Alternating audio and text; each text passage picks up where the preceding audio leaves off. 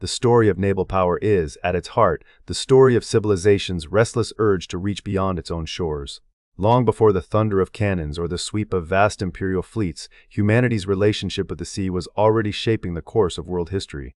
Ancient civilizations, settled along fertile riverbanks or rugged coastlines, saw the waters as both barrier and bridge.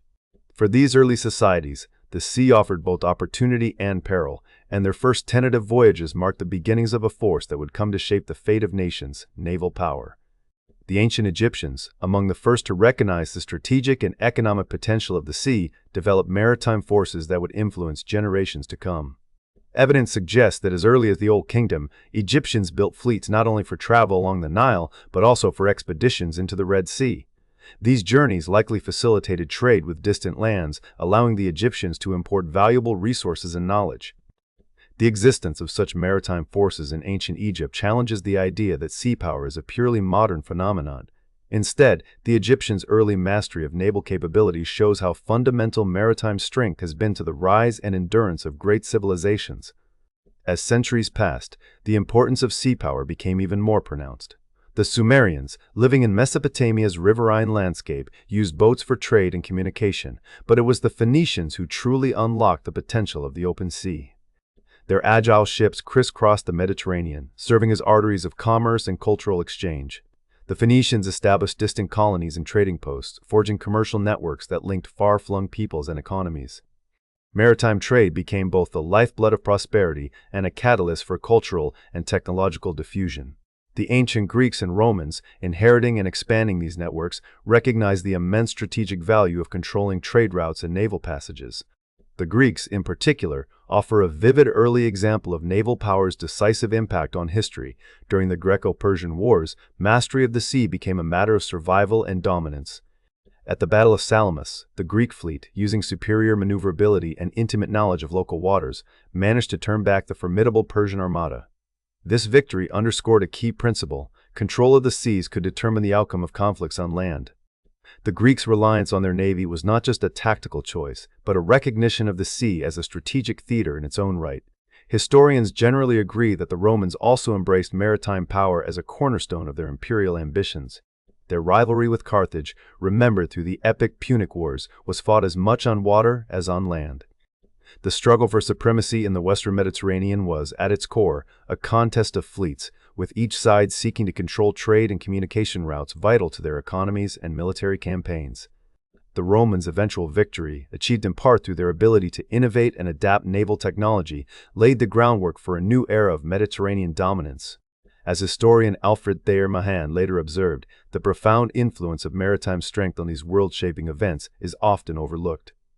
The contest between Rome and Carthage, as Mahan noted, was not merely a story of armies and generals, but of fleets and sailors whose actions determined the fate of empires. The spread of maritime trade routes during antiquity did more than fill the coffers of powerful states. It wove together distant cultures in a web of exchange.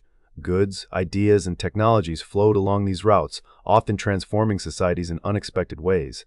The movement of goods across the seas enabled not only the accumulation of wealth, but also the spread of religious beliefs, artistic styles, and technological innovations. Ancient maritime highways thus served as conduits for both commerce and cultural transformation. As the centuries rolled on, new players emerged on the world's oceans.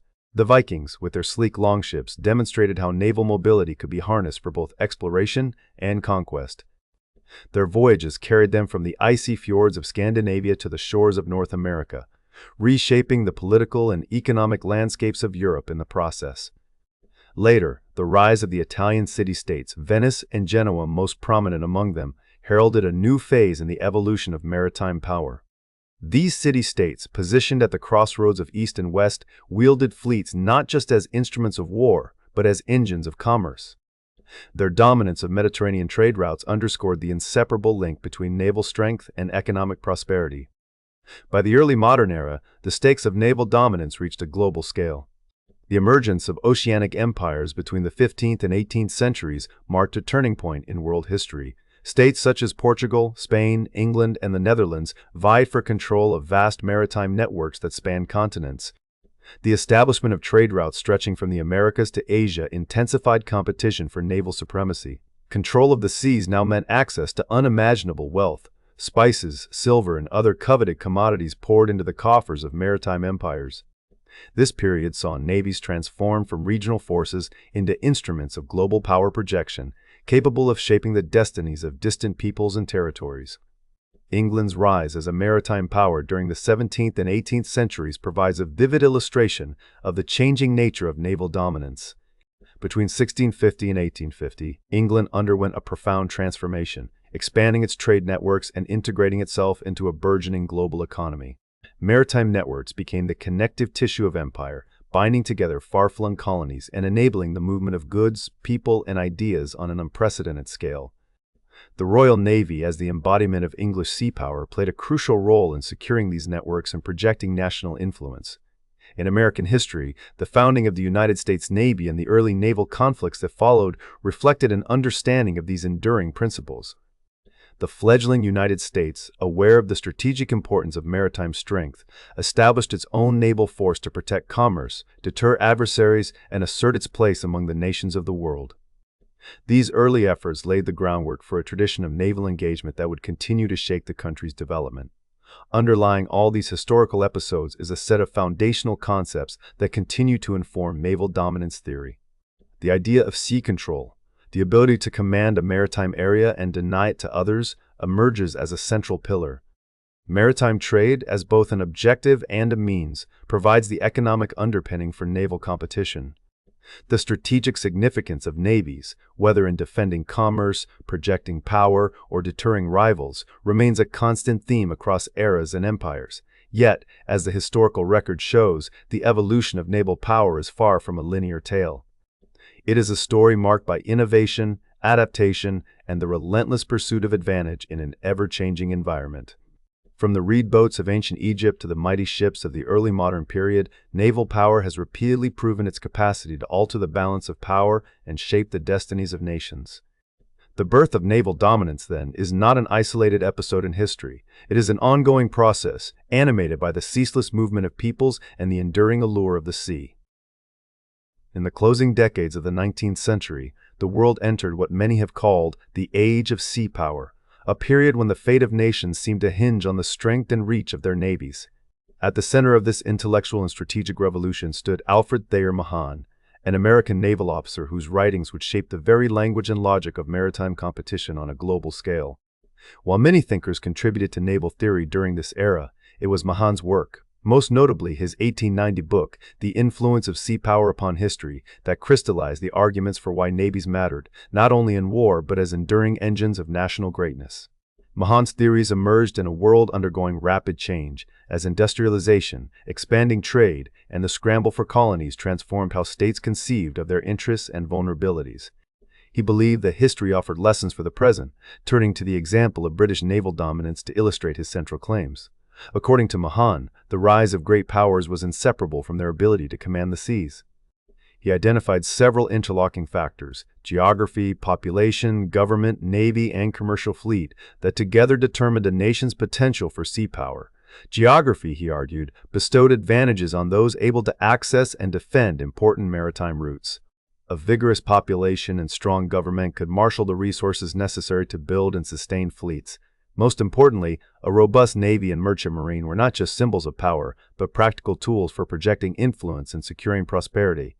For Mahan, the connection between commerce and naval strength was not incidental, it was foundational. He contended that sea power developed most naturally among trading nations, where production and overseas markets fueled a virtuous cycle. Trade generated wealth, wealth supported fleets, and fleets protected trade. The ability to move goods, people, and ideas across the world's oceans was, in his estimation, the very lifeblood of modern civilization. This logic led him to champion the creation and protection of merchant navies, which he saw as the sinews tying distant markets to the homeland and as vital reserves for wartime mobilization. But possessing ships or engaging in trade was not enough, Mahan insisted. The real test of naval power lay in the capacity to concentrate fleets and win decisive battles. He believed that history favored those who could bring their main force to bear at critical moments, shattering enemy fleets and thereby securing uncontested control of the seas. The concentration of force rather than dispersal in minor engagements was, for Mahan, the surest path to victory and lasting security. He pointed to past wars in which the fate of empires swung on a single naval encounter, arguing that future conflicts would be determined in much the same way. This focus on the decisive battle became a bedrock principle of naval planning in many countries, shaping the construction and deployment of war fleets well into the 20th century. Mahan also recognized the profound strategic importance of geography, particularly the control of maritime choke points, those narrow passages and canals where global trade and military movement could be funneled or blocked. He was especially interested in the implications of the Panama Canal, which would soon link the Atlantic and Pacific Oceans. To Mahan, control over such choke points offered an outsized advantage, allowing a nation to shift forces rapidly, interdict enemy movements, and command the flow of commerce. His analysis suggested that great powers must not only build fleets, but also secure overseas bases and key maritime passages, anchoring their influence in locations where geography multiplied their strength. This emphasis on war fleets, forward bases, and decisive action became deeply embedded in United States naval planning. In fact, Mahanian principles informed the famous War Plan Orange, the series of contingency plans developed by the United States to counter possible threats in the Pacific. The expectation, drawn from Mahan's writings, was that any major conflict would be settled not by a slow erosion of strength or by commerce raiding, but by the clash of concentrated fleets in a single, overwhelming battle. Many strategists in other countries reached similar conclusions, and the resulting naval arms races, most famously between Britain and Germany, were animated by a shared faith in Mahan's logic. Mahan's influence, however, was not confined to the operational or tactical level. It extended into the realm of grand strategy and geopolitics. He articulated a realist vision of international affairs in which the ability to command the seas determined a nation's freedom of action and, ultimately, its status in the global hierarchy. He argued that sea power was a source of security, wealth, and diplomatic leverage, and that neglecting it invited decline or subjugation. For the United States, he advocated policies to expand the merchant navy, seek overseas markets, and maintain a navy powerful enough to deter or defeat rivals.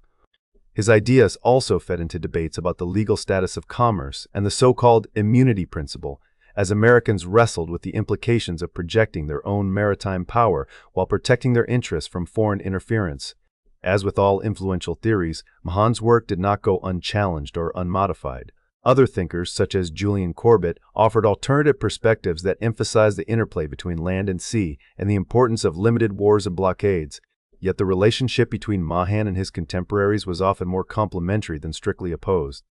While Corbett explored the width, depth, and context of maritime strategy, Mahan's core insight, the centrality of command of the sea, remained a touchstone for generations of strategists and policymakers. In many respects, the two thinkers helped define the boundaries and possibilities of naval thought, each illuminating aspects that the other left in shadow. The ascendancy of Mahanian thinking in the late 19th and early 20th centuries had profound consequences. His theories shaped the naval policies not only of the United States, but also of Britain, Germany, Japan, and other rising powers. Shipyards rang with the sound of new construction as nations raced to build more and bigger capital ships, those heavily armed vessels that Mahan believed would decide the fate of wars. Naval budgets soared, and competition for overseas bases and strategic choke points intensified. In many planning rooms, the expectation of a decisive battle became almost axiomatic, guiding the disposition of fleets and the logic of alliances. Yet the passage of time and the experience of global conflict would eventually prompt a re-examination of Mahan's assumptions. The world wars of the 20th century brought dramatic changes in technology, strategy, and the very nature of naval warfare.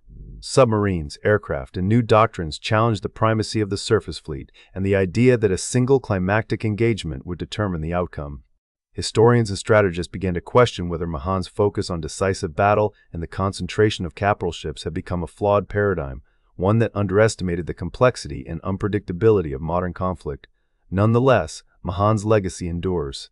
His vision of sea power as a decisive force in world affairs helped shape not only how navies fought, but how nations thought about their place in the world. By weaving together history, geography, commerce, and strategy, he offered a compelling framework for understanding the interplay of power on the world's oceans. Even as new technologies and new challenges have emerged, the questions Mahan raised about the sources of national strength, the importance of maritime command, and the relationship between economic vitality and military might continue to resonate. In the age of sea power, as in every age, the contest for supremacy on the oceans remains both a mirror and a maker of history itself. Naval dominance, as a living theory, was forced to reinvent itself amid the 20th century's greatest conflicts. The First and Second World Wars, along with the tense standoff of the Cold War, served as both proving grounds and laboratories for maritime power. Old assumptions crumbled under the weight of new technologies, and strategic doctrines shifted as navies sought to maintain or challenge command of the seas in an era defined by innovation and uncertainty. The World Wars, especially the Second, brought about a profound transformation in naval warfare. The age of the battleship, which had dominated earlier strategic thinking, gave way to new realities. Early in World War II, many still believed that massive, heavily armed capital ships would decide the fate of oceans. Yet as the war progressed, it became clear that the aircraft carrier was rapidly eclipsing the battleship as the dominant platform at sea. Aircraft carriers, with their mobile airfields and ability to project power far beyond the horizon, quickly demonstrated unmatched flexibility and reach. In the Pacific, carrier-based aviation enabled the United States to strike at Japanese forces across vast distances, fundamentally altering the tempo and character of naval engagements. The climactic battles of the Pacific War, such as those at Coral Sea and Midway, were decided not by dueling gunfire between surface ships, but by waves of aircraft launched from hundreds of miles away. The carrier became the new arbiter of sea control, rendering the mighty battleship increasingly obsolete. This transition was not just technological, but doctrinal as well. Navies had to rethink how they deployed their fleets, protected their lines of communication, and projected force. Submarines emerged as a second, equally disruptive innovation. In both world wars, submarines threatened to sever the vital arteries of supply and communication. The German U-boat campaigns in the Atlantic forced the Allies to develop new anti-submarine tactics, convoy systems, and technologies such as sonar. Submarine warfare challenged traditional concepts of naval dominance, relying on stealth, surprise, and attrition rather than open battle. By the end of the Second World War, both carriers and submarines had shown that control of the sea was no longer a matter for surface fleets alone. Sea power had become multidimensional, demanding new forms of coordination, intelligence, and technological mastery. The evolution of naval doctrine during this period extended beyond hardware. Strategic thinkers and planners had to confront the realities of coalition warfare, the integration of air and sea operations, and the necessity of securing overseas bases to support distant campaigns. The importance of access to naval bases was repeatedly underscored, as fleets operating far from home required secure ports for resupply, repair, and staging.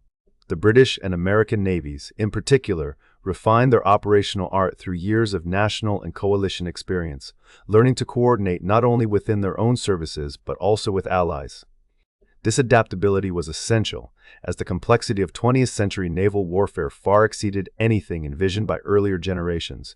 By the close of World War II, the United States had emerged as the world's preeminent naval power, largely due to its carrier fleet. The American experience with carriers, building on early experiments and lessons learned in the crucible of war, became the model for post-war naval power. The aircraft carrier was now seen not just as a tactical asset but as a strategic one, capable of shaping the balance of power on a global scale. This influence would only grow in the decades ahead. The advent of the Cold War brought a new set of challenges and opportunities for naval dominance theory. The bipolar rivalry between the United States and the Soviet Union played out across the world's oceans as much as on its continents. At the heart of this contest was the race to develop and deploy new forms of naval power, notably the strategic missile submarine. These submarines, capable of lurking undetected in the world's oceans and armed with nuclear missiles, introduced a revolutionary element of deterrence into maritime strategy. The existence of these so-called boomers meant that either superpower could threaten a devastating retaliatory strike, even if its land-based missiles were destroyed in a first strike. As a result, the oceans became not just arenas of commerce and conventional warfare, but also silent theaters of nuclear brinkmanship. This technological leap reshaped naval planning and force structure. The United States and Soviet Union both embarked on significant submarine building programs, each seeking to maintain or challenge the other's second strike capability. The Cold War era saw a dramatic buildup of submarine fleets, accompanied by the development of sophisticated anti-submarine warfare techniques and platforms.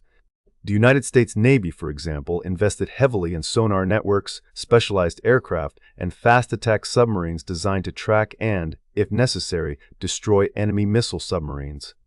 The North Atlantic and Norwegian Sea became focal points for naval strategy, as both sides sought to control these key maritime approaches and to safeguard or threaten the passage of strategic forces. Naval supremacy during the Cold War was no longer measured solely by the size or firepower of surface fleets.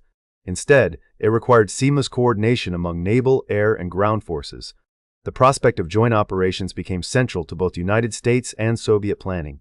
Command of the seas meant not just the ability to defeat enemy fleets, but also to project power ashore, support Allied operations, and maintain credible deterrence. Nuclear policy and escalation strategies loomed large over every operational decision. The mere presence of missile submarines at sea became a form of high-stakes diplomacy, a silent reminder that any conflict could escalate rapidly to nuclear war. United States naval superiority, underpinned by a robust carrier fleet and global network of bases, gave Washington significant leverage in international affairs, but also imposed heavy responsibilities in managing crises and avoiding unintended escalation. As the Cold War progressed, attention turned increasingly to the sustainability and innovation of naval forces. The structure and doctrine of the United States Navy, for example, evolved in response to new technologies and shifting strategic priorities. The focus moved from massed battleship fleets to flexible carrier groups and dispersed submarine patrols. The end of the Cold War brought its own challenges: reductions in submarine forces, the spread of advanced submarine technology to new actors, and a more fragmented pattern of regional maritime competition. The old certainties of bipolar rivalry gave way to a world where local conflicts and the proliferation of undersea capabilities posed new tests for naval dominance theory. Throughout these decades, the core insight remained: control of the sea was essential not only for military victory, but for the broader exercise of national power.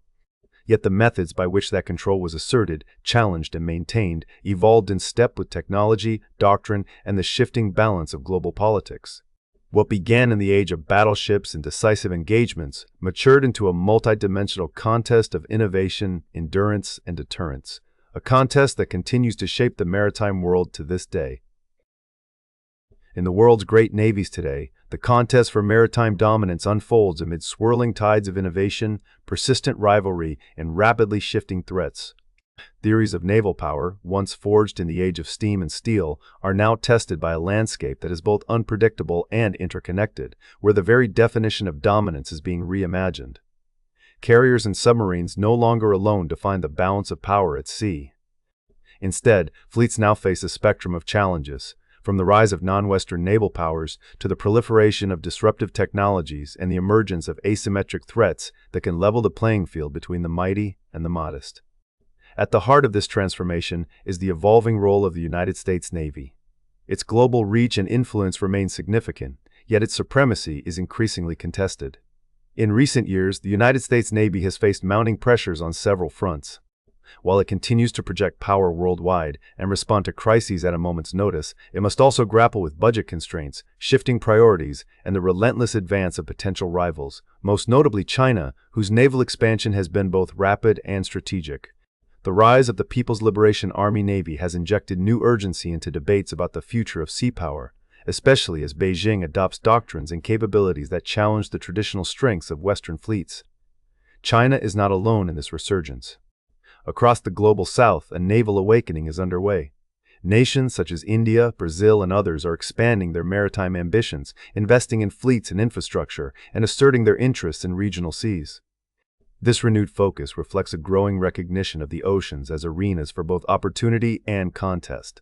The seas are not merely highways for commerce, they are spaces where influence is projected and sovereignty asserted. The strategic importance of maritime routes, resources, and choke points has only intensified as global trade deepens and competition over fisheries, energy, and undersea cables grows fiercer. For many of these rising naval powers, the lessons of history are being interpreted through new lenses. While the principles outlined by thinkers like Mahan retain some relevance, contemporary strategists increasingly recognize that dominance cannot be measured solely by ship counts or tonnage. Instead, the ability to adapt, innovate, and leverage emerging technologies is rapidly becoming the yardstick of maritime power. Low-cost, high-impact technologies such as autonomous drones, advanced sensors, and cyber capabilities are redefining what it means to control the sea, deny it to adversaries, or project force across it.